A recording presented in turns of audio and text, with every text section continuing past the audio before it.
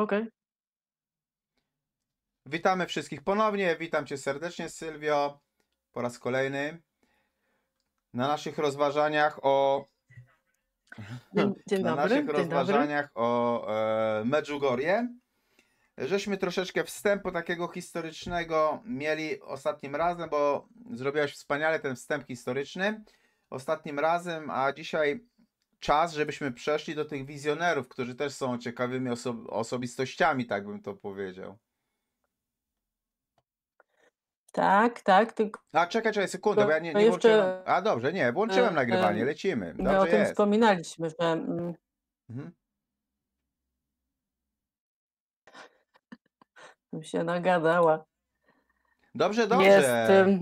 mówiliśmy o tym w Medjugorje, że tego nie wspominaliśmy, ale mówiliśmy w Fatimie, objawienia zostały zapowiedziane przez tych odlatających stolików, tych spirytystów. Natomiast w Medjugorje wiemy, że wydarzenia te rozpoczęły się, czy zostały zapowiedziane z wyprzedzeniem przez ojca Milena. On jest odpowiedzialny za ruch charyzmatyczny w Niemczech. I mówiliśmy o tym, że w maju ojciec Wlasic był obecny na spotkaniu charyzmatycznym i tam była obecna siostra Makina, która miała wizję, widziała Wlasica siedzącego w otoczeniu wiernych, a potem pojawił się ojciec Tardif, który niejako to Chrystus przez niego powiedział: wysyłam ci matkę. I Wlasic wrócił do swojej ciapliny i później okazało się, że dokładnie miesiąc później w Medjugorje ukazuje się Gospa. On od razu 29 czerwca nawiązał kontakt z wizjonerami, ale w tej swojej ciaplinie siedział jeszcze do połowy sierpnia. Dokładnie do 17 sierpnia 1981 roku siedział w tej ciaplinie, a potem bez zgody biskupa, ale za zgodą swojego przełożonego zakonnego udał się do Medjugorje i kierował tymi wizjonerami.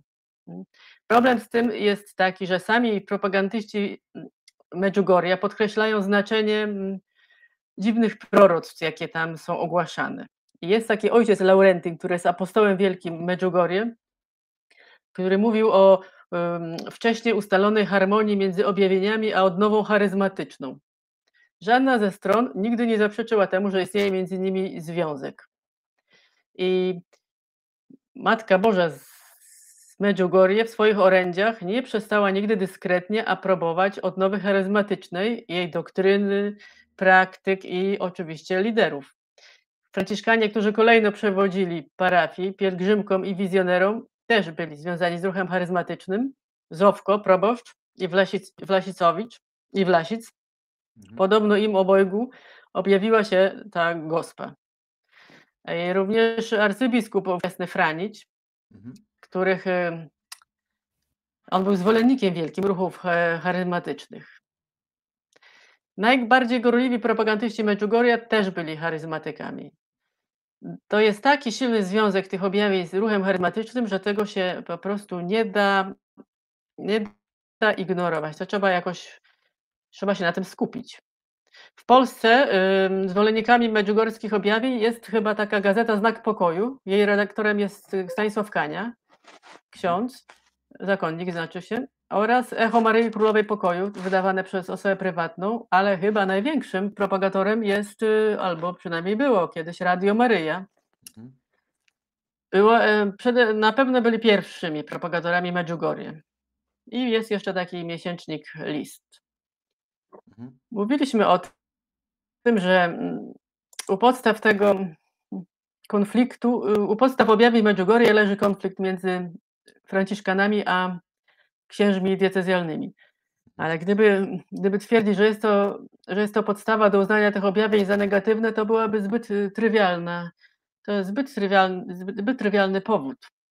Biskup Żanić, przypomnę, przyjechał do Medjugorje we wrześniu 80 roku i przyjechał z zamiarem zakończenia między franciszkanami a diecezjalnymi księżmi. I to był cel, który mu przyświecał. Od samego początku oczywiście było dwóch zbuntowanych, Wego i Prusina, którzy w żaden sposób nie chcieli się podporządkować biskupowi. Wego na dodatek miał małe dziecko, teraz już pewnie duże dziecko, z siostrą zakonną Leopoldiną, Ja poprzednio mówiłam, że to chyba Vlasic też miał to z nią dziecko, ale nie, Vlasic zbałamucił w Czaplinie siostrę Rufiny, którą wysłał do Niemiec, ale to tam był taki organizowany przez niego ruch charyzmatyczny, no i ta siostra nieszczęsna też brała udział w tym jego ruchu i dała się zwieść. Natomiast Wego miał dziecko w tym czasie z siostrą zakonną Leopoldiną. I Wego i Prusina bruździli księdzu biskupowi jak tylko mogli. W tym czasie jego kłótni pojawia się Gospa, która zamiast dyskretnie i dyplomatycznie zająć się sprawą, stanęła po stronie franciszkanów. I to nie stanęła tak, że po prostu stwierdziła, o to tu się w tej parafii ukazałam, to będę ich bronić, tylko na twardziocha ona brała ich w obronę. W stosunku do Wego i Prusiny, zdaje się 13 razy powtórzyłam, że są niewinni. Kiedy ich wydalono ze stanu duchownego, to ona stwierdziła wcale nie. Nadal są kapłanami, nadal mogą sobie sprawować mszę świętą, tylko żeby to robili dyskretnie, żeby tam nikogo za bardzo nie podburzyć, tak mówi Gospa. Ten Vlasic przyjeżdża do Medjugorje na początku września, on chyba tak się pojawił i od razu się skumał z tym Wego i Prusiną. Oni znaleźli schronienie w Medjugorje. Na dodatek jeszcze jesienią napadli na księży diecezjalnych.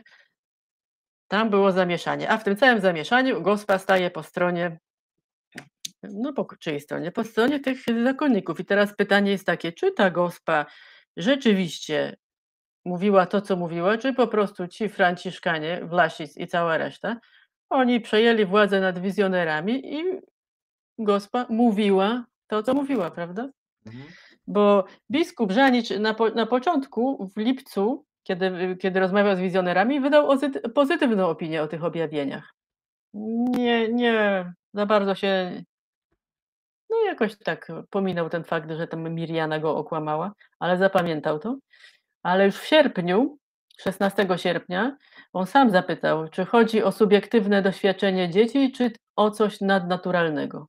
Już w sierpniu mu coś nie pasowało. W styczniu 82, zanim wydalono tych dwóch nieposłusznych, powołano komisję do spraw zbadania sprawy, a 2 lata później kardynał Zagrzebia Kucharycz w ogóle zakazał wypowiadać się widzącym albo tym wizjonerom w jakimkolwiek kościele w archidiecezji Zagrzebia, zanim nie zostanie przeprowadzona ostateczna ocena wydarzeń. 2 miesiące później wydano komunikat i zalecono, aby nie organizować pielgrzymek, nie publikować artykułów o Medjugorje, nie składać w prasie oświadczeń o objawieniach, ani o uzdrowieniach i nie organizować publicznej prezentacji wizjonerów i nie wyróżniać ich w czasie liturgii.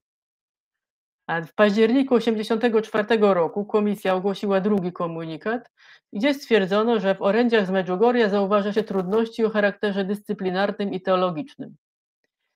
Konferencja Episkopatu Jugosławii ponowiła zakaz organizowania pielgrzymek, bo one przecież, słusznie zauważyli, mogą sugerować, że Kościół wypowiedział się pozytywnie na ten temat objawień. Biskup Żani 30 października opublikował nieoficjalne stanowisko kurii biskupiej, ale przytoczył 15 argumentów przeciw autentyczności objawień. Potem znowu jest wojna z 2 księżmi, którzy nie zgodzili się na przeniesienie. I w marcu, to było na początku marca 1985 roku i po koniec marca 1985 biskup Żanicz wystosował jednoznaczne rozporządzenie, w którym nakazał powstrzymać publiczne wystąpienia widzących i położyć kres celebrowaniu objawień w kościele parafialnym, usunąć figurę Matki Bożej, bo już się tam ona pojawiła, zrobiona według wzoru z objawień, nakazał przywrócić pierwotną figurę, która tam się znajdowała, zakazał rozpowszechniania orędzi, zaprzestać nabożeństwa powstałe w związku z tymi objawieniami nowymi, zaniechać sprzedaży pamiątek i jakichkolwiek publikacji, które by je propagowały. I nakazał również tym widzącym, wizjonerom przekazać wszystko, cokolwiek napisali, pod kontrolę biskupa w celu zbadania materiałów. I oczywiście proboszcz Zowko, Vlasic i jeszcze jeden był chyba Rupčić się nazywał, otrzymali zakaz odprawiania w parafii Medjugorje mszy, mówienia kazań. I z tych wszystkich poleceń biskupa tylko 2 wykonano. Oczywiście objawienia przeniosły się z kościoła chyba się z tego całego budynku kościelnego chyba się przenieśli tylko na kawałek prezbiterium. No i figurę tej gospy umieszczono w kaplicy objawień. Ale w 85 konferencja biskupów Jugosławii jeszcze raz powtórzyła zakaz organizowania pielgrzymek, a w maju Kongregacja Nauki Wiary skierowała list z prośbą, żeby biskupi włoscy nie powstrzymali wiernych od organizowania pielgrzymek. Potem w kwietniu 86 roku Żanić przesłał Ratzingerowi negatywną ocenę sprawy i Ratzinger poprosił go o odroczenie publikacji. A tymczasem zaraz tydzień potem komisja, to było 2 maja 86 roku, komisja orzekła drogą głosowania, że objawienia nie mają nadprzyrodzonego charakteru. Biskup Żanicz w jednej z homilii powiedział chyba, że komisja uznała, że objawień nie było i przekazano akta sprawy do Rzymu. I dalej jest, powołano oczywiście drugą komisję w 86 roku, potem w 90 roku Żanic przedstawił 28 motywów, dla których uważa, że te objawienia nie są autentyczne. Potem była kolejna komisja, potem swoje stanowisko wyraził episkopat Jugosławii i powiedział w 91 roku: na podstawie przeprowadzonych do tej pory badań nie można stwierdzić, że chodzi o nadnaturalne objawienia.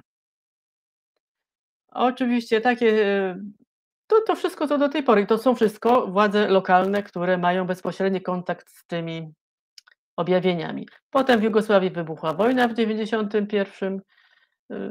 To się trochę pokomplikowało. W 96 roku Navarro Vallas stwierdzał, że w sprawie Medjugorja nic się nie zmieniło. Chociaż na pytanie, czy Watykan prosi katolików, by nie odwiedzali tego miejsca, powiedział nie.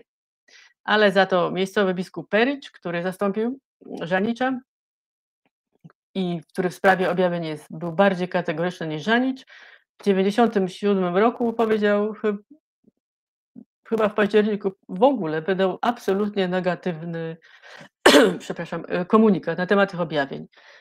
I to jest duchowieństwo tej diecezji, na której znajdują się objawienia, które ma bezpośredni kontakt z franciszkanami, z księżmi diecezjalnymi, z widzącymi. Oni tam są na miejscu i stwierdzają, nie ma objawień, to wszystko jest jakaś farsa, a tymczasem w 2019 roku papież Franciszek przywraca możliwość organizowania pielgrzymek do Medjugorje. No nie rozumiem dlaczego, ale dobra, niech tak będzie.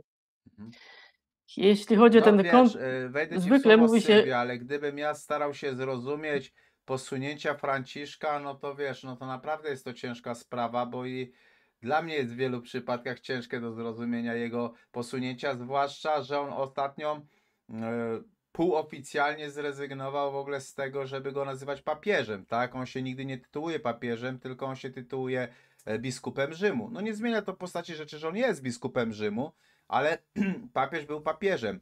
Już pewne posunięcia, które były, na przykład powiem ci coś ciekawego, jeśli chodzi o Franciszka, że normalnie papież miał tiarę, wiemy, że potem ta tiara została tam sprzedana i tak dalej, rozdana na biednych z Indii i tak dalej, te pieniądze, ale powiem taką jedną rzecz, no to już na przykład za pontyfikatu Jana Pawła II w herbie papieskim była tiara, Benedykt z tego zrezygnował i wsadził zamiast tiary mitrę na herb papieski, natomiast żeby było ciekawiej, to w ogóle nawet mitrę bodajże usunął Franciszek, a co więcej, wszystkie państwa, które posiadają euro, mają na przykład te, gdzie są głowy. mitrę wsadził kadzidło.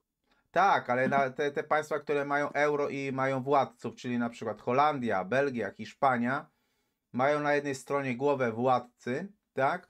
Na drugiej tą stronę z euro, tak? No i tak miał Watykan do 2014 roku, czyli do decyzji Franciszka, gdzie Franek najpierw troszkę był na tej monecie jako władca Watykanu. W tej chwili oficjalnie na monetach Watykanu usunięta jest podobizna papieża, że Watykan nie ma władcy. Może on chce dyskretnie powiedzieć, że jego wybór był sfałszowany. No chcę dać do zrozumienia, bo to konklawę, wiesz, to konklawę Franciszka było na tyle ciekawe, że jego wybrano, poproszono o ponowne przeliczenie głosów, ale już nie można było, bo spalono te głosy, także...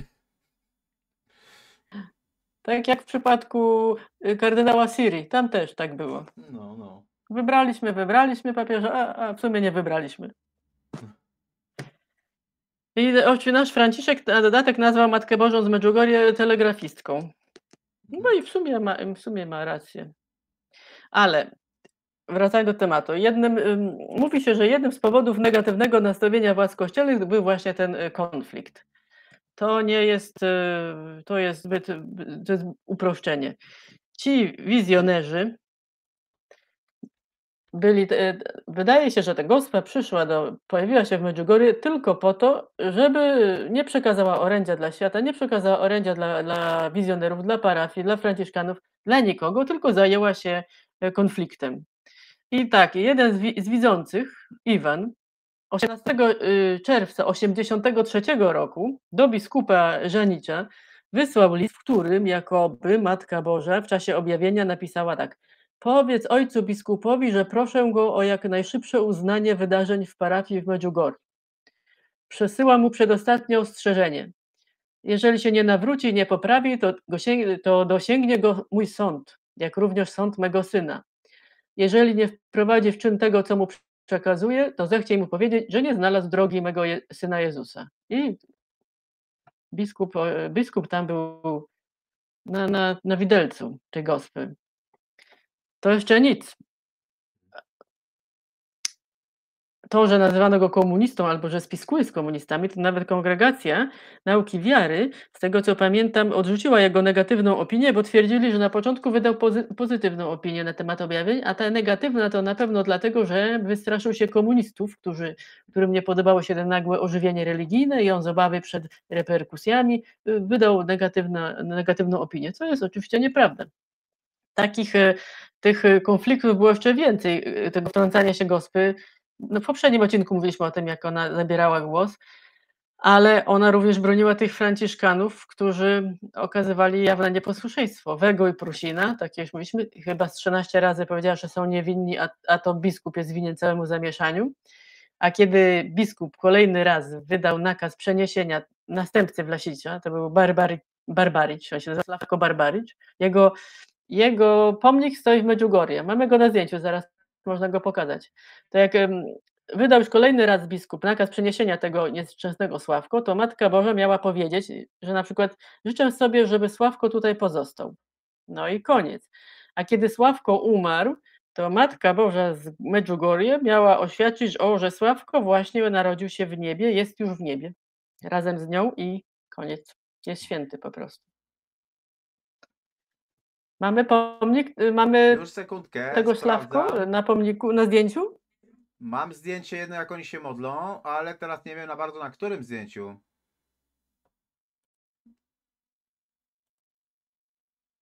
Nie bardzo wiem, na którym. A to ja na WhatsAppa wysyłam. Słucham?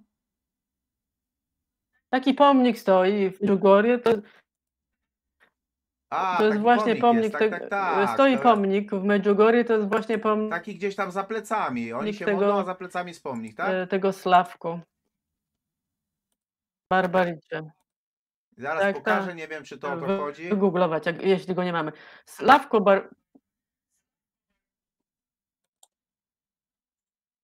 Sekundkę, zobaczmy. Może to ten. Nie wiem, czy to o to chodziło, ale z tyłu jest jakiś pomnik i tutaj się modlą akurat. badani. Mhm. Nie, to jest, oni się modlą, bo są badani przez lekarzy psychiatrów, mają takie, ale Aha.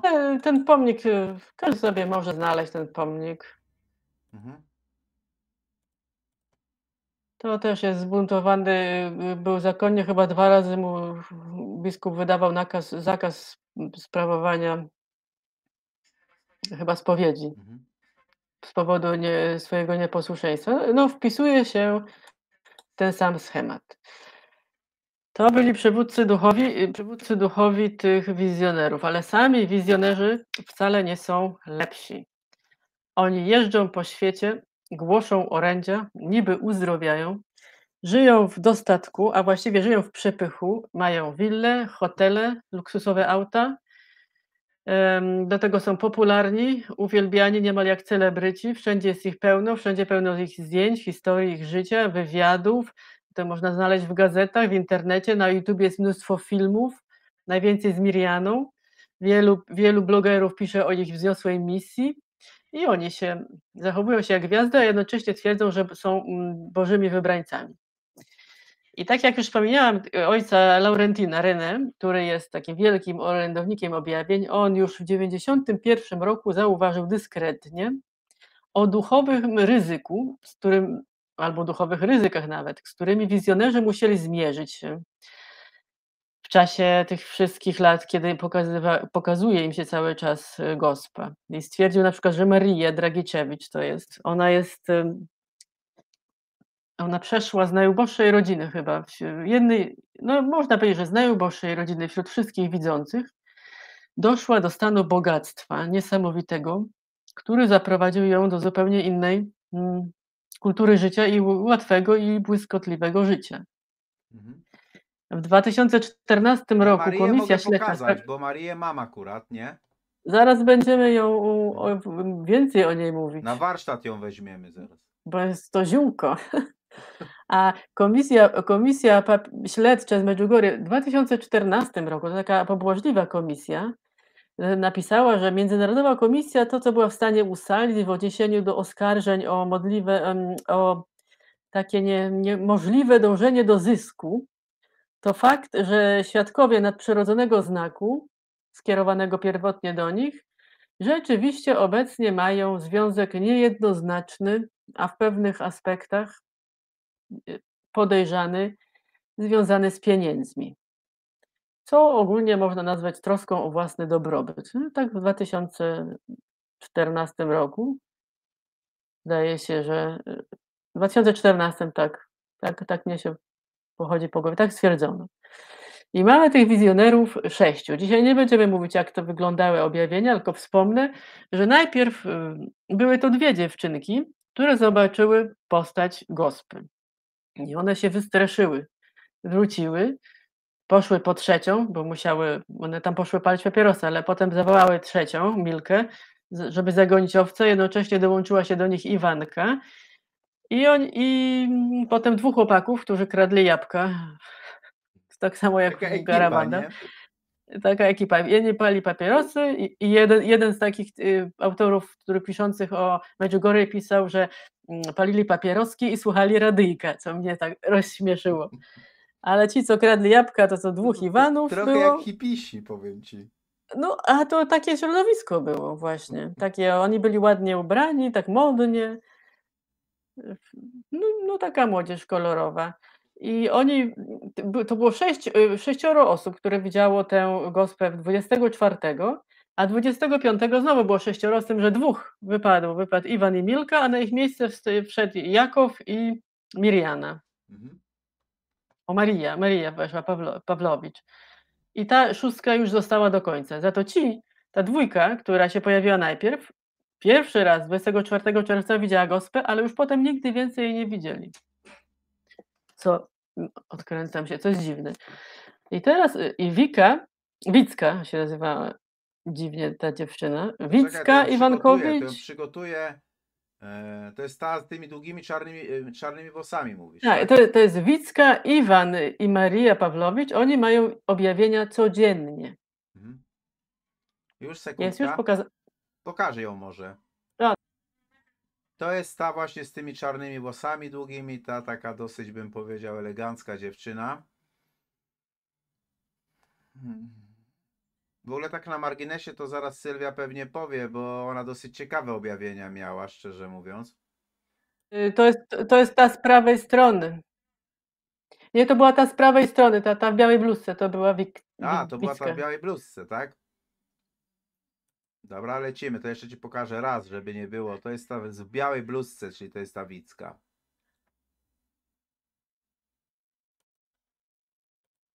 Ona ładnie się nazywała. Ona w ogóle jest Wicka ulubienicą pielgrzymów. Midziatowicz.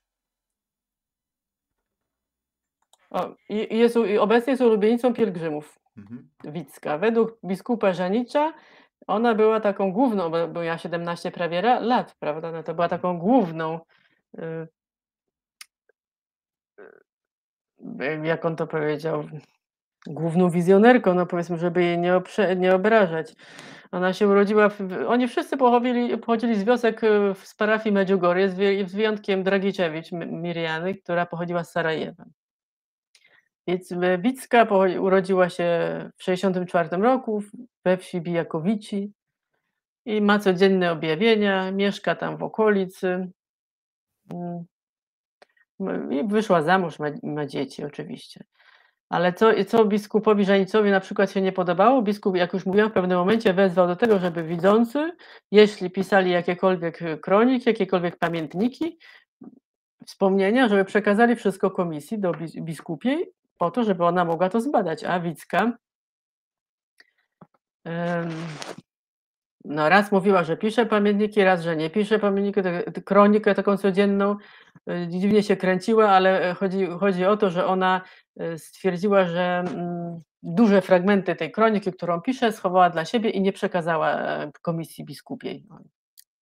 A propos kroniki, to podobno Wlasic też on twierdził, że pisał kronikę wydarzeń w Medjugorje, że pisał ją od samego początku do 1983 roku, a później się okazało, że wcale nie, że tak naprawdę to zaczął ją spisywać pod koniec lutego 1982 roku i nie wiadomo, co on tam sobie sam sobie dopisał, to co chciał dopisać.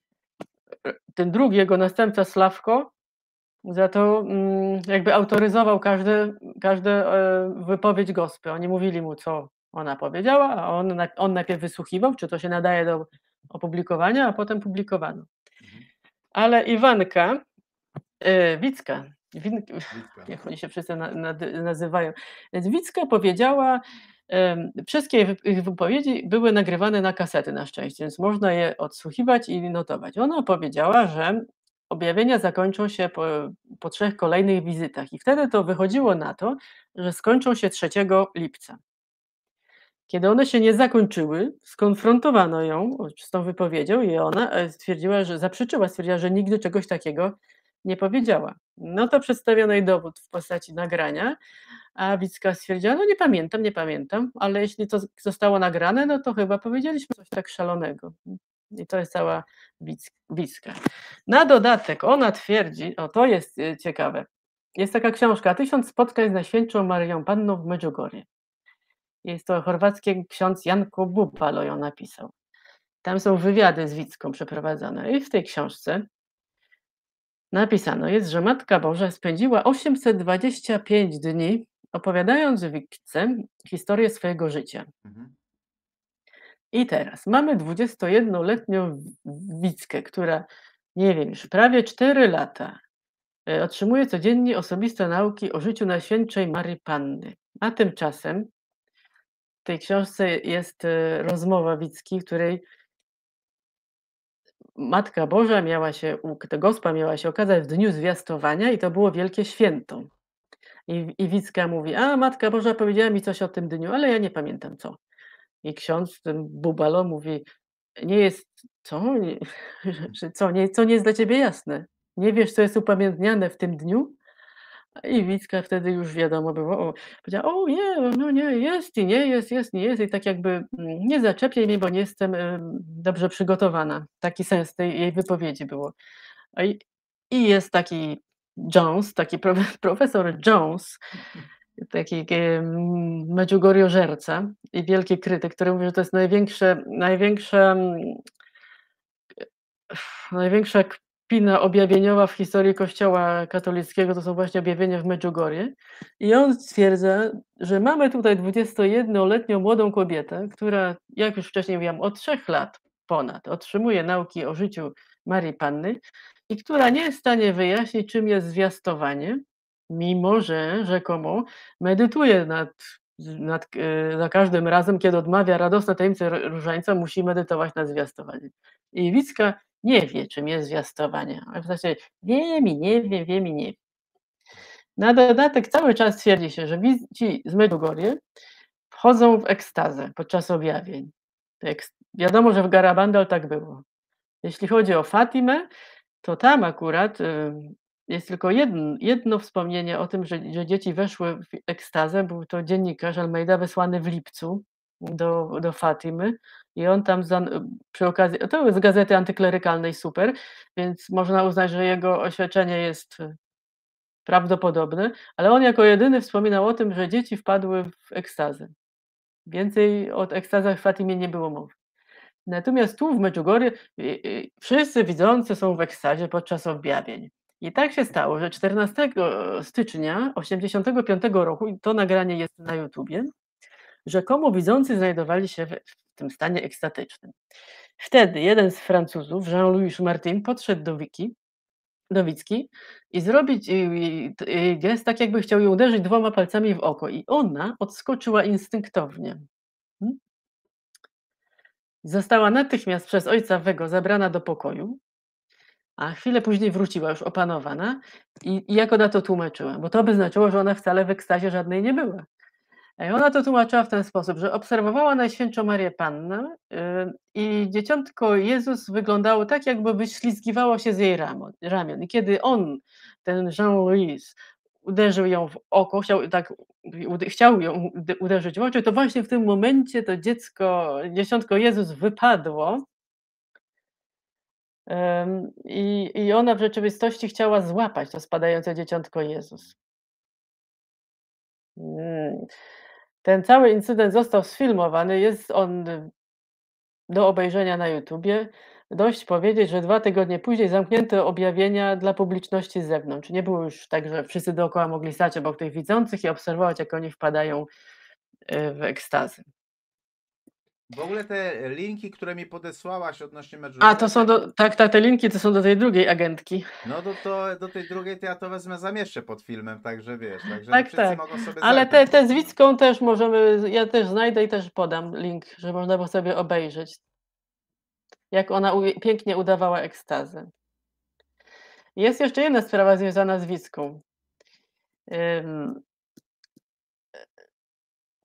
W jednym z czasopism znalazłam taki artykuł z 98 roku, który dotyczył budowy Centrum Duszpasterskiego w Medjugorje z hotelem na 100 łóżek, kaplicą i zajazdem dla pielgrzymów. I w marcu 95 roku Wicka wysłała list podpisany do jednej z rodzin zaangażowanych, w którym stwierdziła, że jeśli Madonna, Matka Boża, zatwierdza i nalega na rozpoczęcie prac budowlanych, to nie rozumiem, dlaczego masz wątpliwości. Madonna, Matka Boża wyraziła zgodę na prace budowlane za moim pośrednictwem. Podpisała Wicka. Ojciec Sławko, nieświadomy tego, że Wicki taki list sporządził własny do holenderskiej wspólnoty finansującej całą budowę, w którym nieświadomie zaprzeczył twierdzeniom, że Maryja zatwierdziła projekt. Ci Holendrzy, wcale nie w ciemię bici, odpowiedzieli zaraz, prosząc o wyjaśnienie, czy jest to kłamstwo, czy jest to nieścisłość. Sławko 3 kwietnia wyjaśnił, że oj, Wicka, spiesząc się, aby wyjechać do Rzymu, po prostu podpisała dokument, który jej tam jakaś rodzina przedstawiła i to tak nie czytając tego. I Holendrzy, którzy w to byli zamieszani, sami się pytali, jak to jest, że Wicka, która była wychowywana przez Matkę Bożą już prawie 14 lat, jak to jest, że ona mogła tak skłamać? I potem w tym swoim piśmie zastanawiali się, czy nie jest tak, że jednym ze skutków objawień nie byłoby powstrzymanie wizjonerów przed kłamstwem, przed tego rodzaju grzechem? Czy to nie tak powinno być? Oczywiście odpowiedzi żadnej nie dostali. Ale co tam? I to jest cała Wicka. Jest ona ulubienicą pielgrzymów, widocznie ma taki charyzmat. Drugą, która ma objawienia codziennie, czy to jest Maria Pawlowicz, tak? Tak, Maria Pawlowicz, to jest... Troje z nich ma objawienia codziennie. Tak, jest Wicka, ja tu wezmę Iwan i Maria. pomniejsze, bo ona jest taka dosyć okazała kobitka. Okazała troszkę kobitka i Maria, tak? To ja pokażę może. Bo Maria Pawlowicz. Maria, aha, czekaj, sekundę. Maria Pawlowicz, tak? Sekundę, to ja wziąłem tą Mariannę, to zaraz muszę ją przerzucić. Tak. Czy nie? Nie, Maria, dobrze, biorę tą. To jest ta blondyna. Mhm. Okej, sekundka. No to jest Maria Pawlowicz, ta blondyna, tutaj podczas tych wizji. Ona urodziła się w Prima Aprilis 65 roku i też w Bijakowici. Mhm. Ma codzienne objawienia i te Matka Boża przekazuje orędzia dla parafii i dla świata. Od 84 do 87 co czwartek, a później 25 dnia miesiąca. Matka Mhm. Boża powierzyła jej też 10 tajemnic, a była mowa o tym, że jak poznają oni 10 tajemnic, to objawienia ustaną. Oczywiście te objawienia nie ustały. Według wersji aktualnej one będą trwały do końca życia wizjonerów, czyli nie wiadomo jak długo, bo najmłodszy z nich w momencie objawień miał 10 lat, to jeszcze jeszcze może się dziać. Maryja Pawlowicz to jest taka ciekawa bizneswoman, ona jest właścicielką hotelu i co tu kryć, oszukuje na podatkach. Mhm. Prowadzi bardzo luksusowe życie, ale zanim jeszcze tego i ma ciekawe cechy charakteru. Kiedyś, mówiłam o tym już poprzednio, ale powtórzę. Vlasic i Niemka, która doznała uzdrowienia w Medjugorje, założyli dziwaczną wspólnotę religijną w Parmie, w której mężczyźni i kobiety żyli i pracowali razem. Jest to układ, który biskup Żanic określił jako niespotykany w historii Kościoła, a Tomisław Vlasic stwierdził, że właśnie nie, że on to tak na wzór świętego Franciszka i świętej Klary. Mhm. Założenie tej wspólnoty było powodem skandalu nawet dla niektórych wyznawców czy propagatorów Medjugorja. I Vlasic wymyślił sobie wtedy, że krytycy zostaną uciszeni, jeśli się da udowodnić, że on właściwie to wykonywał polecenie Matki Bożej. I 21 kwietnia 1988 roku Matka Boża ujawniła, że że wspólnota została złożona na jej wyraźne polecenie, które przekazała właśnie Maryi Pawlowicz. I to oświadczenie zostało opublikowane w formie zeznań w książce ojca Vlasica „Zaproszenie na rok maryjny”. Jak ta Niemka nazywa się Agnes, chyba Heupel się czyta po niemiecku. Mhm. I Maria Vlasic pisze: Matka Boża dała określony program tej wspólnocie Królowej Pokoju i kieruje nią przez ojca Vlasica i Agnes, którzy przekazują orędzia. Ja należę do wspólnoty od 1,5 miesiąca, mam objawienia i Matka Boża wprowadza mnie w tajemnicę cierpienia stanowiącą podstawę tej wspólnoty. Mam wszystko zapisywać i publikować zaraz po tym, jak tylko Matka Boża mi to przekaże. Zrozumiałam plan Boży, który on zaczął realizować przez Maryję w parafii w Medjugorje. Pisze Maria Pawlowicz. W lipcu tego samego roku wśród medjugorystów wybuchło wielkie poruszenie. Może z zazdrości, a może nie, niektórzy tak sugerują, ponieważ Maria Pawlowicz nagle przed Najświętszym Sakramentem oświadczyła, że to oświadczenie, które czytałam przed chwilą, jest fałszywe i że wspólnota Vlasic-Heupel w żaden sposób nie została poparta przez Matkę Bożą. Mhm. Wydała drugie oświadczenie, w którym napisała, że oświadczam teraz, że nigdy nie prosiłam Matki Bożej o jakiekolwiek potwierdzenie. Moje pierwsze oświadczenie opublikowane w formie w języku chorwackim, włoskim nie odpowiada prawdzie. Ojciec Vlasic zasugerował mi, że powinnam jako widząca złożyć takie oświadczenie, na które świat czeka. Wszystko, co powiedziałam wcześniej, jest sprzeczne z prawdą. I oto jest Maryja. Mhm. Jeden z autorów książki, taki ciekawy o Medjugorje, on się nazywał chyba Davis, to jest fajne, opowiada o przygodach Maryi w Alabamie pod koniec lat 80. Ona tam pojechała, aby oddać nerkę swojemu bratu. I będąc w Alabamie zatrzymała się u takiego pana Terry'ego Cola Francesco, który, jak się okazało, pracował na pełen etat dla non-profit organization o nazwie Caritas, którą założył w 1986 roku w celu promowania Medjugorje. I ten Cola Francesco kupił sobie 90-akrowe pole sąsiadujące ze swoją posiadłością, wydał na to $400,000. Na tym polu rośnie sosna. On sobie wykosił ścieżkę od swojego domu do drzewa, umieścił tam krucyfiks i Madonnę i co zrobił? No i poprosił Pawlowicz, żeby miała wizję pod tym drzewem, na co ona się zgodziła. I teraz tłumacz Pawlowicz wyjaśnił, że Terry chciał wizji na polu pod drzewem i modlił się o to. Poprosił więc Marię, aby zapytała Matkę Bożą, czy objawi się na polu w święto dziękczynienia i Matka Boża powiedziała, że tak będzie.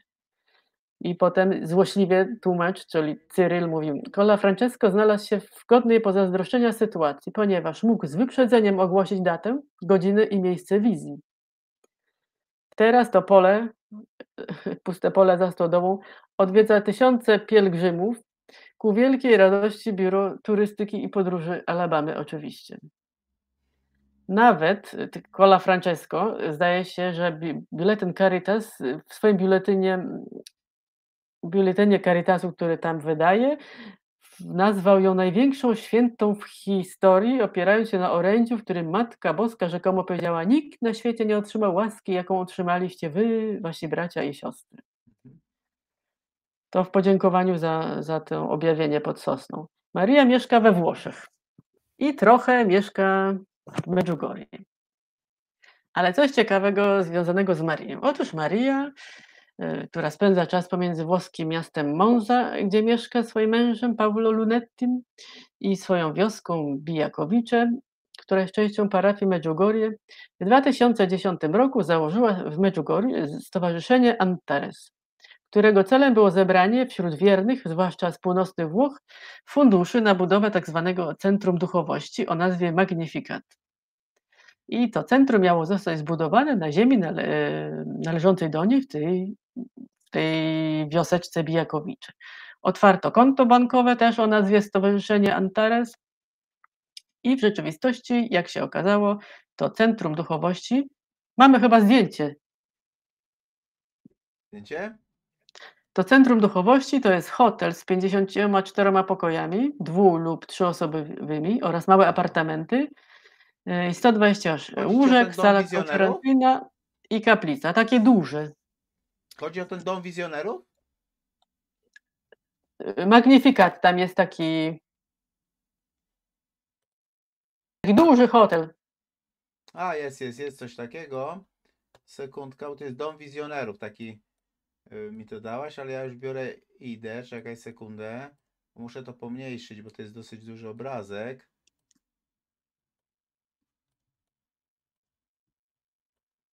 Strasznie duży, ale już go mam, już go łapię. Chyba to, tak? A, Który to jest dom kosztuje Iwanu, no to nie mamy. obecnie $1 200 000 dolarsów. $1 200 000 ten dom kosztuje. Jeśli chcecie Państwo, to sobie po prostu wpiszcie w Google Magnificat Medjugorje, który miał być takim miejscem spotkań. I teraz ciekawie się robi, bo w 2011 roku Maria Pawłowicz, przesłuchana przez papieską komisję śledczą w sprawie Medjugorja, ona oświadczyła: o, drażni mnie widok sklepów sprzedających artykuły religijne w Medjugorje, w ogóle mi się to nie podoba. A 7 miesięcy wcześniej, pod spodem będzie link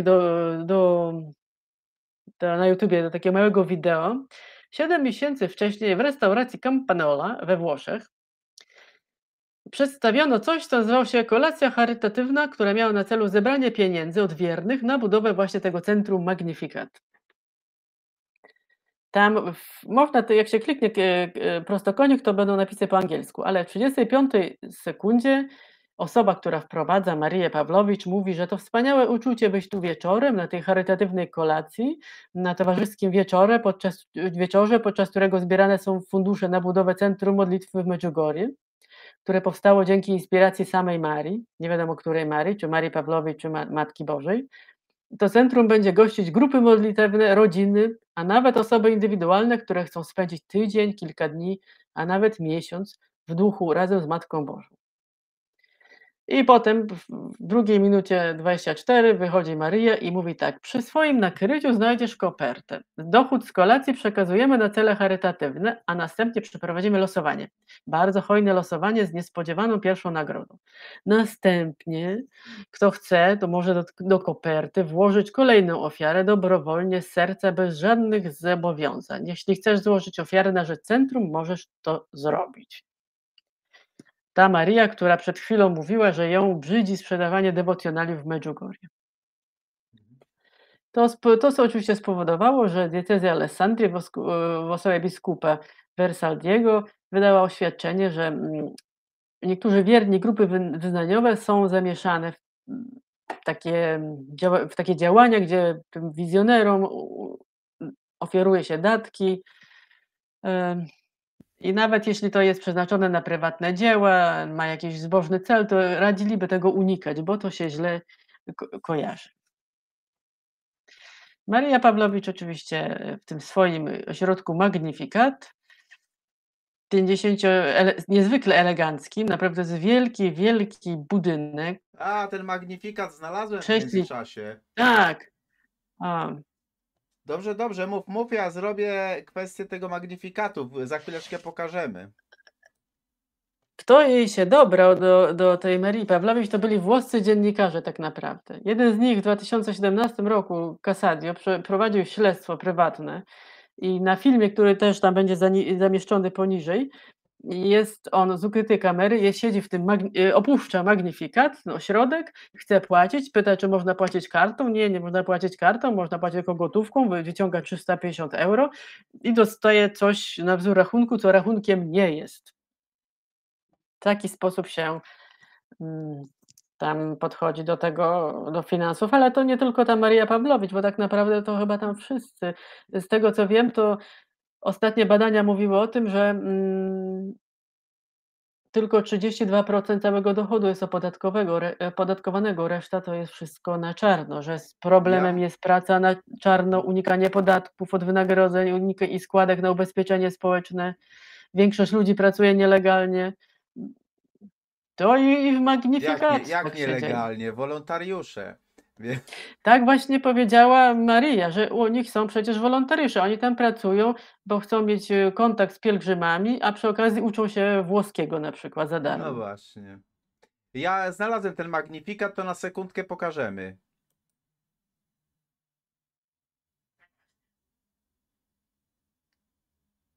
To była ta okazała budowla. Ona kiedyś również federalni inspektorzy podatkowi urządzili tam rajd na ten, nie tylko na ten Magnificat, ale na większość posiadłości tam związanych, bo w samym Medjugorje, tylko powiem, jest chyba około 19 000, 18 500 łóżek, zdaje się. 58% powiem pracuje tam nielegalnie, nie ma ubezpieczenia zatrudnionych osób.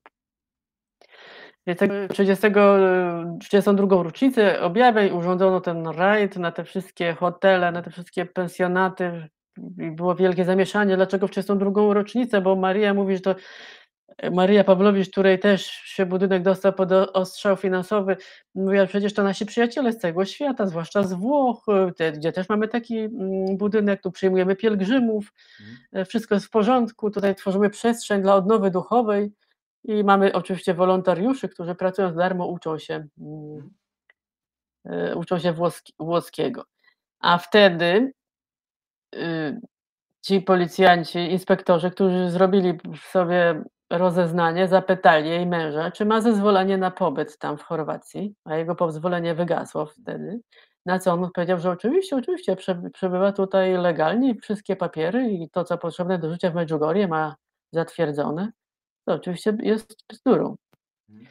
No i jest jeden i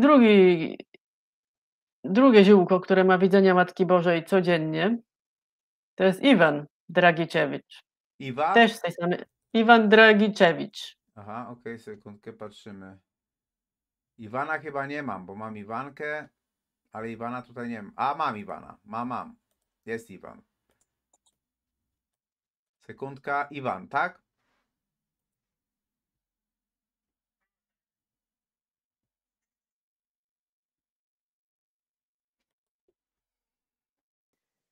Tak, to jest ten pan, któremu się trochę utyło, zaraz będziemy o tym mówić. On ma ciekawe życie, bo on w 65 roku się rodził, z tej samej wioski, co dwie poprzednie i on ożenił się z Miss Massachusetts, czyli z niezwykle jakąś piękną kobietą. W 90 roku ona była Miss. Lauryn Murphy się nazywa. Swoje życie dzieli pomiędzy pół roku w Stanach Zjednoczonych, pół roku w Medjugorje. Przez jakiś czas on był w seminarium, to prawda, to jest jedyny, który był, ale potem wystąpił tego seminarium i od razu zaczął dbać o swój wygląd. Zaczął się ubierać markowo, nosił się jak playboy. Mhm. I co, wyjechał do Ameryki, ożenił się z tą Miss i co oni tam sobie umyślili za akcję, to jest naprawdę, to jest w ogóle mój idol. Oni stwierdzili, że znaczy wykorzystują ludzką naiwność, mnie się wydaje, bo wśród ofert, które proponują i z których ma naprawdę duże zyski, jest jedna, która nazywa się „Doświadczenie modlitewne z Iwanem Dragiczewiczem, pakiet rodzinny”. I zainteresowani, którzy są gotowi zapłacić $2500, mogą mieć niezapomniane przeżycia u boku wielkiej medjugorskiej gwiazdy. Ta kwota to koszt pielgrzymki do Medjugorje, zakwaterowanie w domu Iwana, w programie spotkanie z innymi wizjonerami oraz z Jozo Zowką, tym byłym proboszczem, rozmowę z Iwanem w kaplicy domu, śniadanie i kolacja serwowane przez Iwana jego rodzinę, wejście z Iwanem na górę objawień oraz wspólna z nim modlitwa i medytacja, a także osobiste rozmowy z Iwanem. Taką ofertę Iwan proponuje. Iwan jest jeszcze, ale oprócz tego ten Iwan,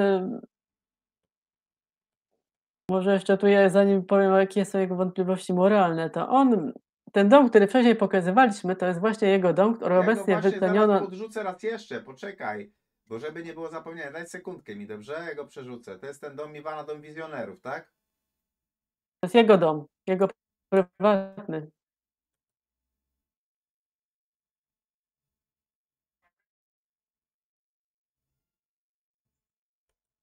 Mhm.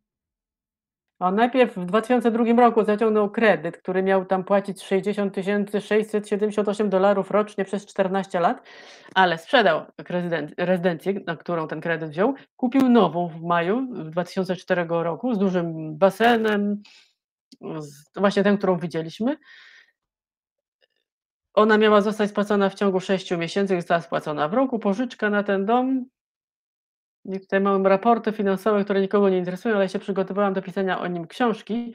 Tutaj mam wszystko. Ostatecznie ten dom wyceniono obecnie na $1,200,000 i to jest wszystko z tych pakietów, które on oferuje w swojej podróży, że można zjeść z nim śniadanie. Ale ciekawe jest, że Gospa oświadczyła, że będzie wielki znak. Oczywiście tak jak każda Matka Boża, ona przychodzi, musi być znak, musi być cud, wszystko według tam scenariusza. I ten znak odgrywał niezwykle ważną rolę w orędziach z Medjugorje. I biskup Żanić wpadł na taki świetny pomysł, że zasugerował widzącym, aby zapisali, każdy z nich osobno na kartce, napisze, co Gospa powiedziała o tym znaku, zapieczętują to i potem jak ten znak się wydarzy, to będzie można te koperty otworzyć i sprawdzić, czy te przepowiednie są rzeczywistymi wydarzeniami. Na to, jak tylko Vlasic to usłyszał, to kazał widzącym powiedzieć, że Matka Boża przekazała, że niczego nie będą dla nikogo zapisywać, więc tego nie zrobią. Ale Iwan był wówczas w niższym seminarium i nie został o tym poinformowany. Dlatego, gdy członkowie komisji przybyli z nim porozmawiać, uprzejmie napisał, na czym ma polegać wielki znak, opatrzył datą i podpisał oświadczenie w obecności wszystkich na zielonkawym papierze na dodatek. Zapieczętowano to, zamknięto w kopertę, zapieczętowane i jest. I kilka lat później ten słynny Laurentin, który jest wielkim propagatorem objawień w Medjugorje, mówi, że Iwan opowiedział mu osobiście, że wówczas on niczego nie napisał na tej kartce i że oszukał członków komisji. Wobec tego 7 marca 1985 on złożył oświadczenie przed członkami komisji, innej komisji, ale złożył takie oświadczenie i zaprosił ich, żeby otworzyli tę kopertę w kancelarii i mówi, znajdziecie pusty papier, na bank znajdziecie. Wobec tego oni otworzyli tę kopertę w obecności wszystkich członków komisji i okazało się, że wcale nie jest pusta, tylko Iwan tam napisał przepowiednie tego rodzaju, że w Medjugorje powstanie wielkie sanktuarium ku czci objawień Matki Bożej, sanktuarium mojego wizerunku. Znak nastąpi w czerwcu. I list był datowany tam Iwan Dragiczewicz, 9 maja 1982 rok. I to jest taki Iwan.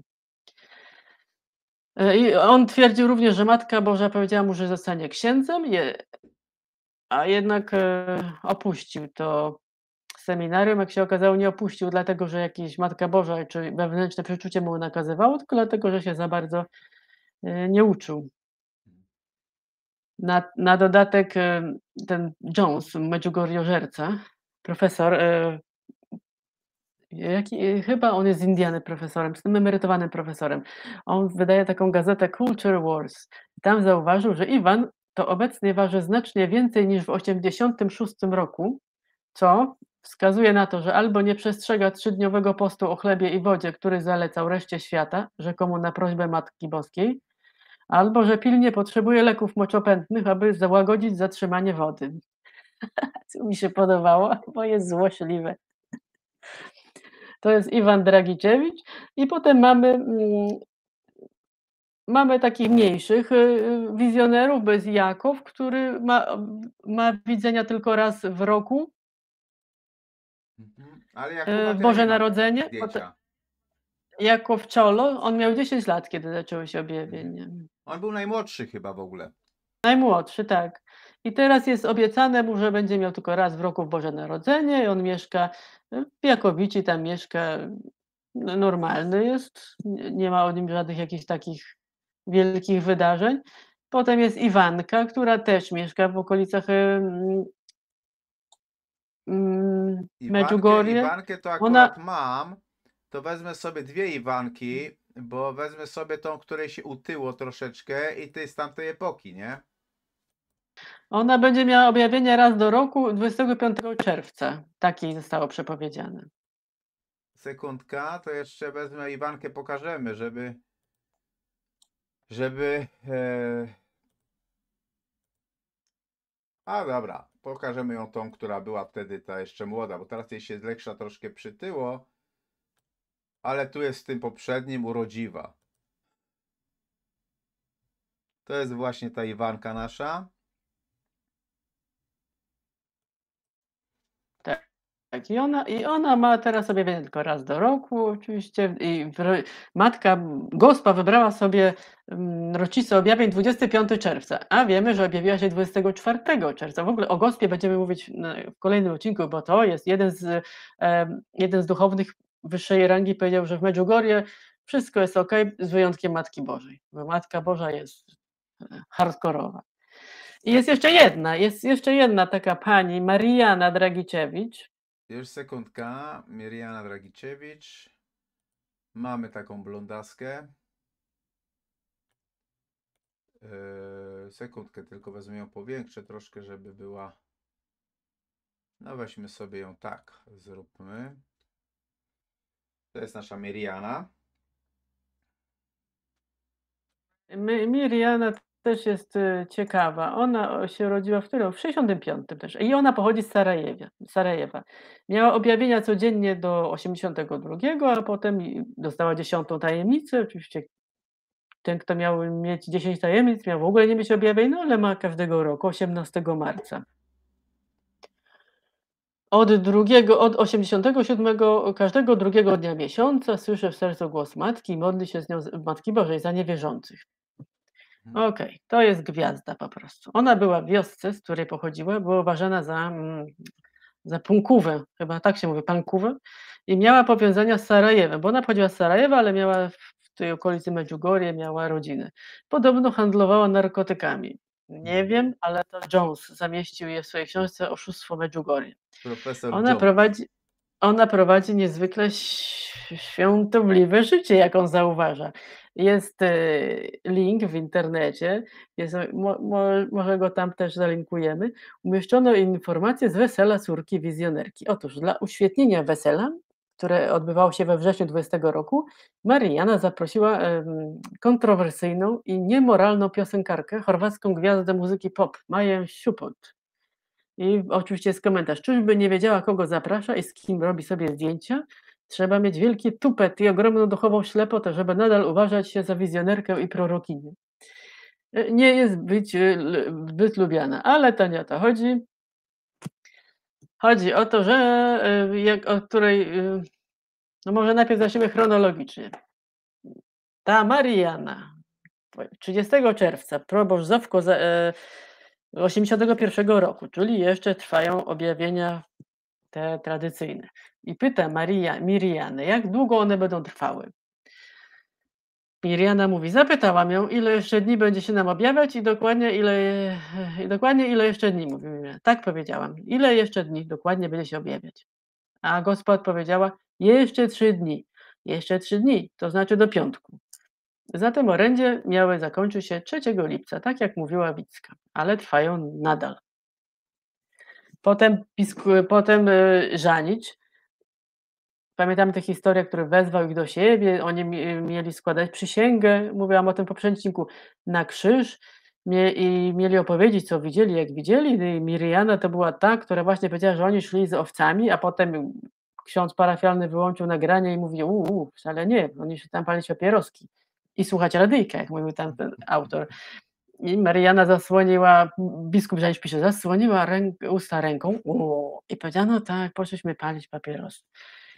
No i to jest właśnie taka Miriana. Podobno znaczy nie podobno, tylko jest wywiad z Mirianą z 10 stycznia 1983 roku. Dokładnie podaję datę, dlatego że na podstawie tego wywiadu przeprowadzono Miriany i podsumowując ten profil, specjalista wyraził, że jest ona szczera. Oj, coś przerywa bardzo. Jeśli chodzi o wewnętrzne usposobienie, ale strasznie. Przerywa? No, coś przerywa. A teraz no, już teraz spoko.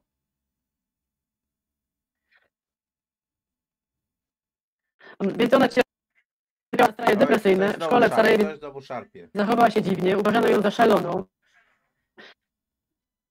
Widocznie burza nas ciąga. Mhm.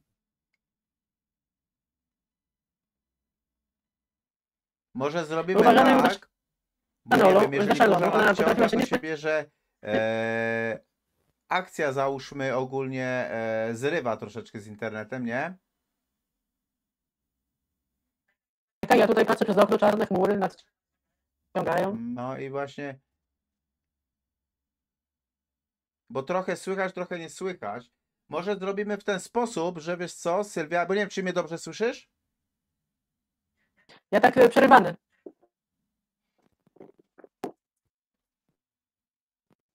Bo może zrobimy w ten sposób, w tej chwili godzinkę przekroczyliśmy już nawet, to może tą końcówkę podsumowanie zakończymy następnym razem, co? Bo jeżeli teraz przerywa, to i tak nie wyjdzie z tego nic, nie? Dalej. To została nam tylko Miriana i potem od razu możemy przejść do tego, jak wyglądały objawienia i nasza gwiazda gospa z Medjugorje w końcu. Okej. Więc tak naprawdę została nam Miriana, nie?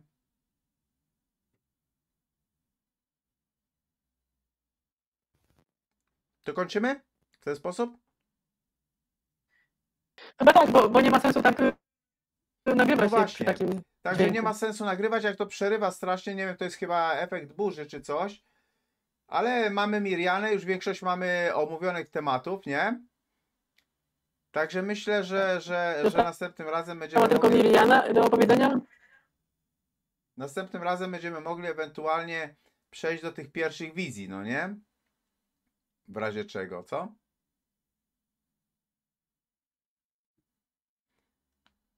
Dobra, bo będzie, mówię, przerywać, także ten. Dzięki ogromne, Sylwia.